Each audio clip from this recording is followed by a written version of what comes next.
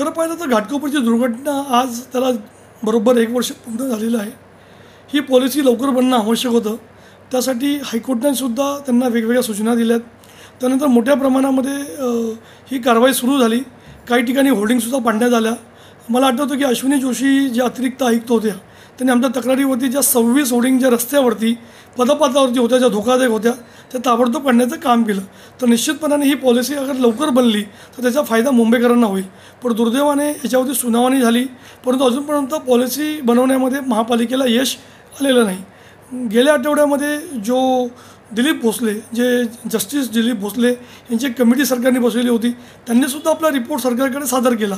माननीय मुख्यमंत्री देवेंद्र फडणवीस यांनी तो रिपोर्ट गृहविभागाकडे पाठवून त्याच्यावरती अंमलबजावणी करण्याचे त्यांनी आदेश दिले. पण दुर्दैवाने त्याच्यावरती काय कारवाई केली, तो एक्झॅक्टली रिपोर्ट म्हणजे काय, त्याच्या काय शिफारसी होत्या, त्याच्यामुळे जनतेमध्ये त्यांनी कळवलं नाहीत.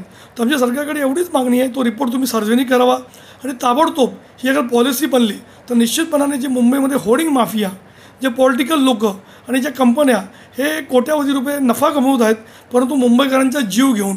कारण घाटकोपरची दुर्घटना ही घडली त्यानंतरसुद्धा असे कितीतरी वेगवेगळे जे स्पॉट आहेत तिथे अशा प्रकारच्या धोकादायक होर्डिंग्स आहेत. नियमांचं त्यांनी उल्लंघन केलेलं आहेत.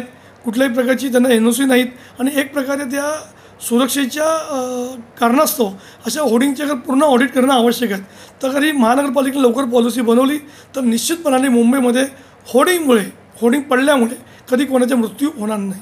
कारण बघा, ज्या ही दुर्घटना 1 वर्षापूर्वी घडली तर निश्चितपणाने जीवाची खेळतच आहेत. कारण जेव्हा तुमच्याकडे सर्व अधिकार आहेत, तुमच्याकडे सर्व काही कायदे आहेत आणि पूर्वीची जी पॉलिसीसुद्धा चांगली होती, त्याला त्यांना फक्त काहीतरी बदल करून इम्प्लिमेंटेशन करायचं होतं.